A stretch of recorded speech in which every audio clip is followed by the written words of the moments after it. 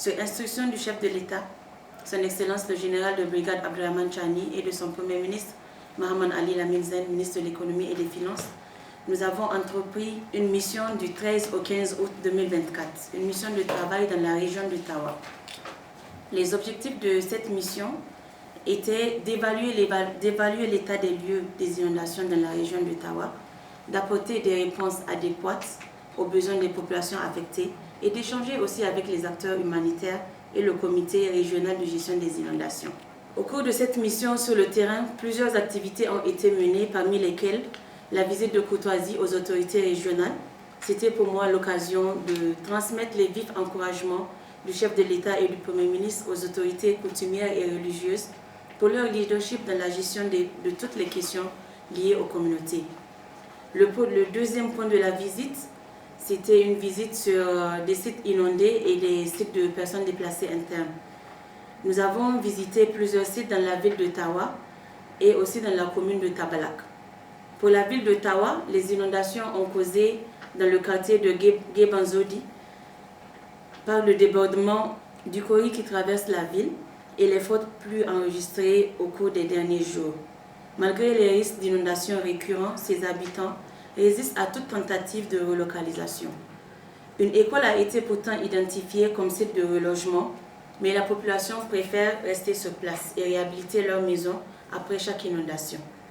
Nous avons aussi constaté des dégâts importants au niveau de la route construite dans le lit du Kori, qui peut à tout moment céder si des précautions urgentes ne sont pas prises. Au total, sur ce site, nous avons enregistré 309 ménages sinistrés avec 1997 personnes impactées, avec malheureusement 2 pertes en vies humaines. Toujours à Tawa, nous avons rencontré les personnes déplacées internes et les réfugiés qui vivent sur un même site. Actuellement, il y a 95 ménages de déplacés internes, 53 ménages de réfugiés maliens, dont 25 sont récemment retournés au Mali. Bien que ces ménages bénéficient d'aide de plusieurs partenaires, des difficultés persistent. Les conditions de logement, d'accès à la nourriture, aux soins de santé et de prise en charge psychosociale restent précaires pour ces familles. À Tabalak, nous avons dans un premier temps visité la station de pompage de Kéhéhé. Cette station a été réalisée depuis 2008 pour augmenter les surfaces irrigables, mais n'a jamais été fonctionnelle. Tout de même, la population utilise des mécanismes manuels pour faire fonctionner cette station. Mais depuis quelque temps, là aussi, des pannes persistent. Nous avons aussi visité les aménagements hydro-agricoles de Kéhéhé, où nous avons constaté 60 hectares d'aires de culture appartenant à 120 personnes ont été détruites suite aux fortes pluies. Notons que les évaluations poussées sont en cours pour une meilleure réponse. Toujours à Tabalak, nous avons rencontré les sinistrés des récentes inondations. On dénombre au total 212 ménages pour 1484 personnes sinistrées. Ici aussi, on note la résistance des populations à être relocalisées, malgré l'appel de l'administrateur délégué à l'endroit de ces derniers qui a mis à la disposition des classes d'école pour relocaliser ces ménages sinistrés. Concernant ce problème, des actions ont été entreprises par la communauté elle-même. Les jeunes apportent régulièrement leur appui aux autorités locales dans la gestion des inondations à travers le curage des caniveaux et des actions de sensibilisation. Nous avons trouvé vraiment des jeunes qui étaient très actifs dans les activités de prévention des inondations, des dégâts des inondations dans ces localités. Pour finir, à Tabalak, nous avons aussi visité la mare de Tabalak qui menace le débordement avec pour conséquence probable le blocage de la voie principale. Sur tous ces sites, nous avons apporté un soutien moral à ces personnes et nous les avons rassurés qu'en plus des distributions déjà effectuées, que l'accompagnement de l'État va se poursuivre. Il est rappelé que ces personnes se sont installées dans une zone inondable et comme action immédiate, nous les avons exhortés de quitter les lieux pour éviter davantage des pertes en vies humaines. À Tabalak, on dénombre 212 ménages sinistrés pour 1484 personnes impactées à Kéhéhé et aussi au total 60 hectares d'aires de culture appartenant à 120 agriculteurs. Suite à notre visite, au cours de la nuit du 13 août, malheureusement, 2 véhicules se rendant au marché de Telemses se sont vus embourbés au niveau du Kori et la région d'Ottawa a enregistré la perte de 54 personnes, dont certains originaires d'Ottawa, d'autres d'un pays voisin et certains dans les villages environnants de la ville d'Ottawa. Et c'est avec regret que nous nous sommes rendus pour présenter les condoléances au nom du gouvernement et aussi montrer la solidarité du gouvernement envers ces familles endeuillées par ce tragique incident. Nous avons présenté les condoléances et aussi nous avons apporté un appui du gouvernement, un appui financier, un appui en vivre aux familles de ces victimes, de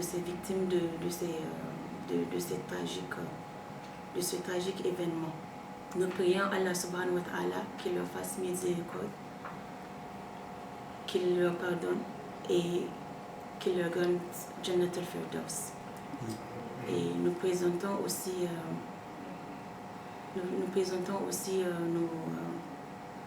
nos condoléances aux familles et aussi nous les exhortons à beaucoup de courage. Kull nafsin za'iqatul maut, chaque âme goûtera à la mort. Et beaucoup de courage au nom du gouvernement. Nous sommes de cœur avec les familles de ces disparus et tout l'appui nécessaire que nous pourrons apporter à la région d'Ottawa sera apporté pour soulager la souffrance de ces familles. Le troisième point de la visite était une remise de vivres à la région d'Ottawa destinée aux personnes affectées par les catastrophes pour une réponse immédiate de ces populations. Dans le stock de mon département ministériel, nous avons procédé à la remise officielle d'un don de 17,5 tonnes de vivres, en plus de l'appui apporté par l'État aux sinistrés à la date du 14 qui tourne autour de 300 et quelques tonnes. Pour le point 4, nous avons aussi rencontré les acteurs humanitaires et le comité régional de gestion des inondations. Nous avons tenu une réunion avec ces acteurs pour faire l'état des lieux de la gestion des inondations et aussi discuter sur la lettre de mission confiée par le chef de l'État. Nous avons, suite à cette réunion, fait un partage des grandes lignes de la lettre de mission, dresser un bilan de la situation des inondations de 2024 et de 2023 et de cette année 2024.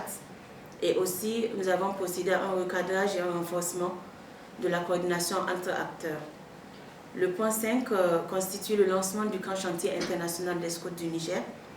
Nous avons mis à profit notre présence dans la région de Tawa pour procéder au lancement officiel de la 3e édition du camp chantier international des scouts du Niger, suivi du lancement de la campagne de sensibilisation sur les inondations à travers une action avec les scouts.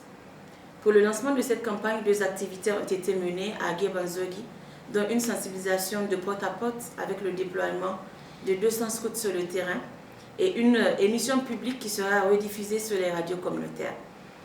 Nous sommes sortis de cette mission très édifiés en ce qui concerne les actions humanitaires en général et la gestion des inondations en particulier.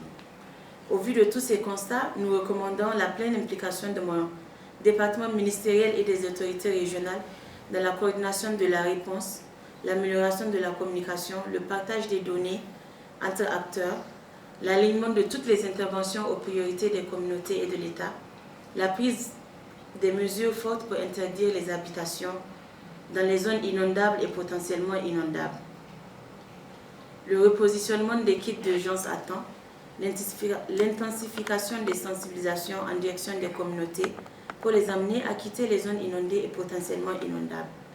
Comme j'ai eu à le dire, nous avons constaté vraiment un refus de ces populations à quitter leur lieu de résidence où leurs maisons se sont effondrées pour les lieux de relocalisation proposés par la région d'Ottawa.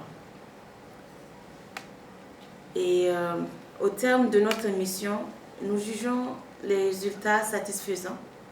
Nous adressons aussi des motions de remerciement à l'endroit des autorités administratives, particulièrement le gouverneur de la région d'Ottawa, pour l'accueil qui nous a été réservé et aussi sa disponibilité tout au long de ce séjour dans la région d'Ottawa.